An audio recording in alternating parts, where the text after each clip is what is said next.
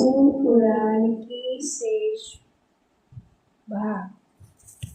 चंचुला ने कहा, ब्राह्मण, मैं अपने धर्म को नहीं जानती थी, इसलिए मेरे द्वारा बड़ा दुराचार हुआ है।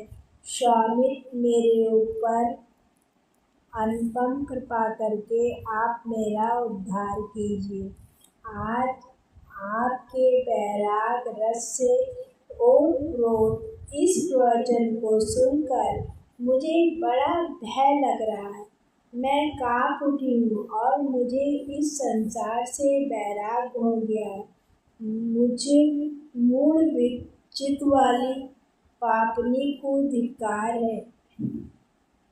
मैं सर्वथा निंदा के योग्य हूँ, कुत्सित विषयों में फंसी हुई हूँ और अपने धर्म से विमुख हो गई हूँ। हाय, न जाने किस किस घोर कष्टदायक दुर्गत में मुझे पड़ना पड़ेगा, और यहाँ कौन बुद्धिमान पुरुष कुमार में मन लगाने वाली मुझ पापनी का साथ देगा। नृत्य काल में उस भयंकर यमदूतों को कैसे देखूंगी, जब वे बलपूर्वक मेरे गले में फंदे डालकर मुझे बांधेंगे, तब मैं कैसे धीरज धारण कर सकूंगी। नरक में जब मेरे शरीर के टुकड़े टुकड़े किए जाएंगे, उस समय विशेष रूप देने वाली उस यातना को मैं कैसे सहूंगी।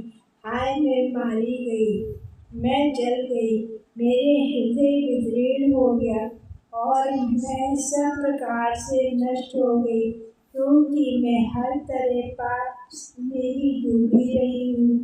ब्रह्मांड, आप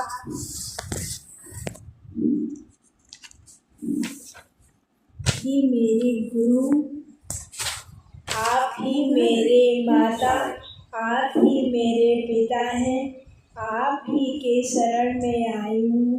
मुझ दीन अबला को आप ही उद्धार कीजिए, उद्धार कीजिए। सूत जी ने कहा, सौनक, इस प्रकार खेद और वैराग से युक्त और चंचुला के ब्राह्मण देवता ने दोनों चरणों पे गिर पड़ी। तब उस बुद्धिमान ब्राह्मण ने कृपा पूर्वक उसे उठाया और इस प्रकार कहा, चंचुला की प्रार्थना से ब्राह्मण का उसे पूरा शिव पुराण सुनाना और समयानुसार शरीर छोड़कर शिवलोक जा चंचुला का पार्वती जी की सखी और सुखी होना। ब्रह्मांड बोले, नारी सौभाग्य की बात है कि भगवान शंकर की कृपा शिव पुराण की इस वैराग कथा को सुनकर तुम्हें समय पर चेत हो गया है। ब्राह्मण पत्नी, तुम डरो मत, भगवान शिव की शरण में जाओ। शिव की कृपा से सारा भोग तत्काल नष्ट हो जाता है। मैं तुम्हें भगवान शिव की कीर्ति कथा से युक्त उस परम वस्तु का वर्णन करूँगा, जिससे तुम्हें सदा सुख देने वाली उत्तम गति प्राप्त होगी। शिव की उत्तम कथा सुनने से ही तुम्हारी बुद्धि इस तरह पश्चाताप से युक्त एवं शुद्ध हो गई है। साथ ही तुम्हारे मन में विषयों के प्रति वैराग हो गया है। पश्चाताप ही पाप करने वाले पापियों के लिए सबसे बड़ा प्रायश्चित है। सत्पुरुषों ने सबके लिए पश्चाताप ही समस्त पापों का शोधक बताया है। पश्चाताप ही पापों की शुद्धि होती है।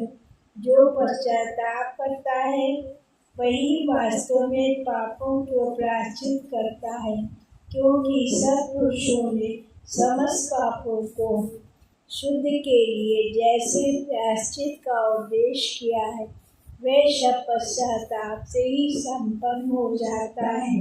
जो पुरुष विधिपूर्वक प्रायश्चित करके निर्भय हो जाता है, पर अपने कुकर्म के लिए पश्चाताप नहीं करता, उसे प्रायः उत्तम गति नहीं प्राप्त होती।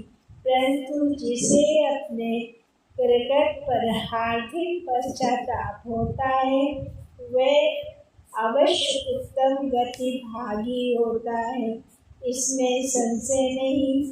इस शिव पुराण की कथा सुनने से जैसे चित्त शुद्धि होती है, वैसे दूसरे उपायों से नहीं होती।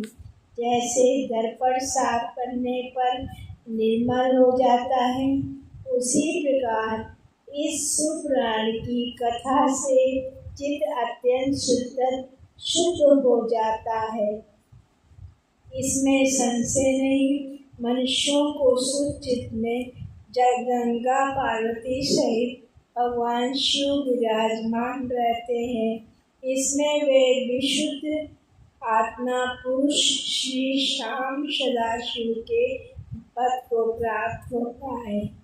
इस उत्तम कथा का श्रवण समस्त मनुष्यों के लिए कल्याणकारक का बीज है। धन्यवाद। अगर आपको ये शिव पुराण का अध्याय अच्छा लगता है तो आप सब्सक्राइब कीजिए और हमें प्रेरणा दीजिए कि हम आगे इस कथा को आरंभ रखें। धन्यवाद।